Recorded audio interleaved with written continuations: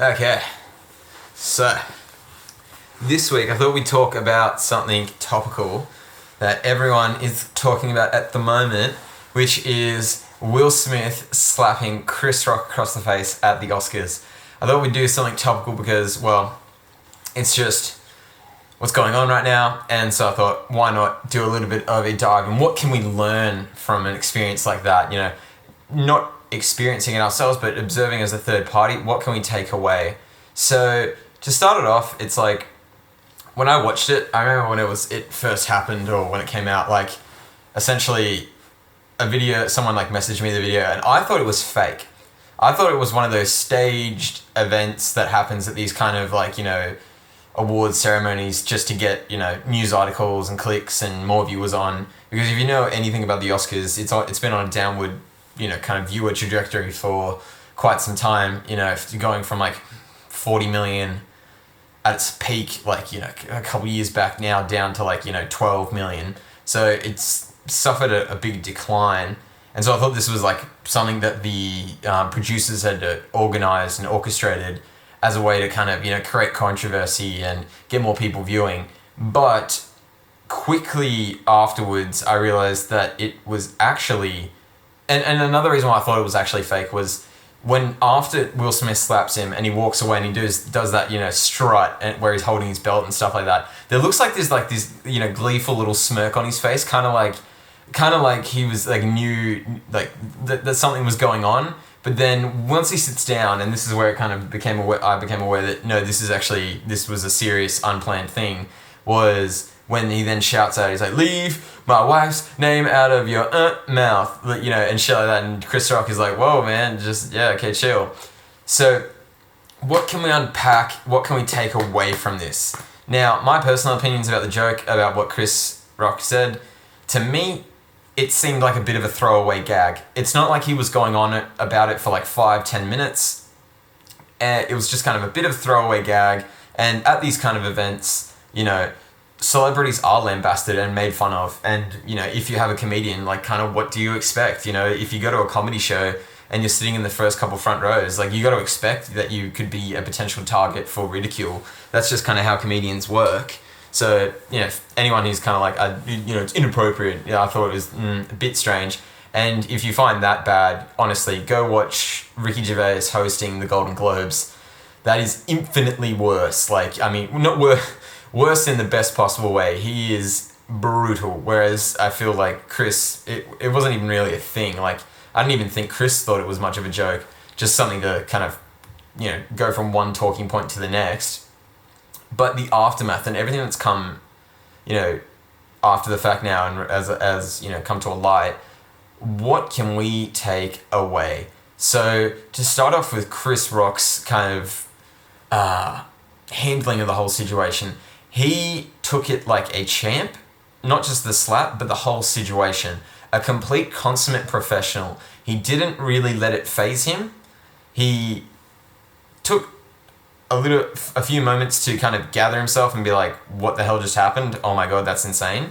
And, you know, get the gravity of the situation. And even you know, kind of jokes afterwards, like, wow, this is the greatest moment in television. Like, you know, Will Smith just slapped me like across the face. And he's probably cheering because he's probably got stand-up material for the next 10 years based off that event alone. So, I mean, for him personally, he's winning big time. But the important thing is that, and I think that's what we can take away from it, a situation like this, is when you're performing, and this actually goes to what we were talking about last week when we were talking about the performance and roles that we play, you know, in life. When something like this happens and something that, you know, is discordant with the overall performance we're trying to make, playing it the way Chris did, where he didn't overreact, or he didn't, you know, make really much of a thing of it. He just kind of let the show play on. That is very impressive and shows you that, you know, he is a very strict and well-trained professional, because he did not allow his performance overall to be, you know, jeopardized and completely turned into a train wreck. He obviously, it's probably not going to be that, like, if Will hadn't slapped him, would his, you know, performance have been different? Probably. But the way he managed to recover it and the way he managed to continue on without, you know, a huge delay to the overall proceedings of the event shows just how well and just how good he is at what he does and just being a professional. So I think in circumstances like that, you need to be able to take events that aren't planned for and, can potentially derail the performance overall. I think you need to take those in stride and carry on regardless, as to the best of your ability. Obviously, it's never going to be perfect, and you're never going to be able to fully, play it off because, maybe someone like Will Smith just slapped you across the face. That's not going to be something, people are going to easily forget. But if you do it to what, if you do follow the similar steps to what Chris did, I think you'll find yourself kind of coming out in a very good position. And when you look at how it's all played out in the media and all the controversy that's come afterwards, Chris really is being taken more as the victim, if anything else, which is interesting because he was the one that made the joke about someone that incited Will to, slap him. But he's now, because of the way he handled it so well, he's kind of viewed as the person that is actually probably most aggrieved. Whereas Will, on the other hand, huge problems. And I think there's a high degree of... I'll get to that point. I was going to say high degree of discordance with his message and what he said in his acceptance speech, and then his previous earlier actions with slapping Chris Rock. They didn't line up, and I think that's kind of what's played out, but we'll go into that in a little bit more detail later. But to how he initially reacted, which was getting up on stage and slapping Chris Rock. So violence in a situation like that is never going to win you any favors. Taking a violent reaction, a violent emotional reaction, and allowing your emotions to take over is rarely going to win you any friends. It's just, if anything, going to make you look bad. And I think that's mainly what everyone has taken away from this, is this really makes Will Smith look bad. You might have an opinion where, you might go, Chris Rock shouldn't have made that joke. It was mean, whatever, right? You might hold that opinion. But you'll still always go, but Will Smith shouldn't have gone up and slapped him. And I think that's always what's going to incriminate Will moving forward and damage his reputation as a person, and is going to be a black mark against his character, is that he reacted in that manner. And now people can say everyone has moments of crisis and moments of outbursts. It's true,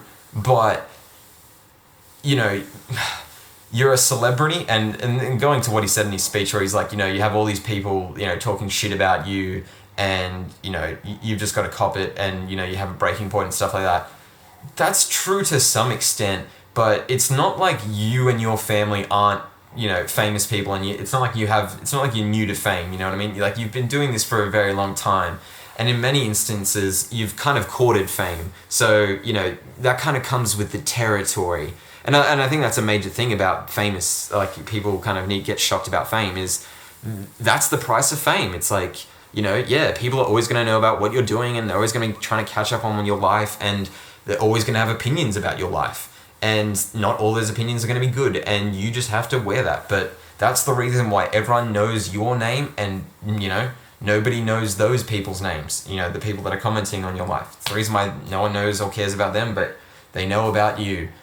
So even if you aren't famous, reacting in that manner, one, shows that you're insecure, shows huge amounts of insecurity, and I think, lack of self-esteem, on top of a violent reaction, like I said, is never going to win you any favors, because it just shows you that you can't be trusted to play with it, to play with others, And what do I mean by that? So I always think about, my own experience in an all-boy high school and the way it kind of works, and, how groups of guys kind of operate with one another.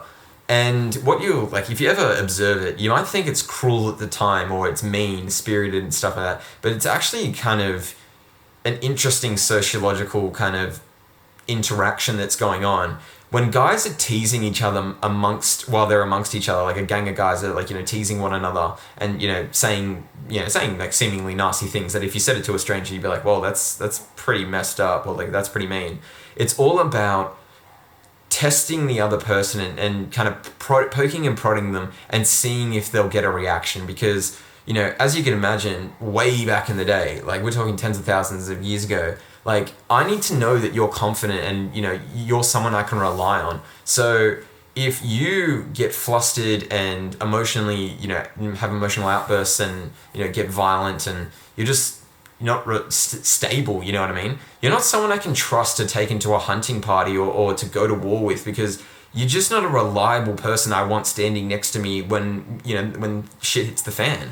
So that's what guys do to one another, is we tease each other. And this goes into, like, I think not just with, like, you know, male to male interactions, but I think, you know, it's across the board we do it to one another. And I think that's what comedians kind of do, is they kind of tease people and tease themselves to see, you know, who's going to get how are you going to get the reaction out of people, like how are they going to respond? Are they just going to take it on the chin?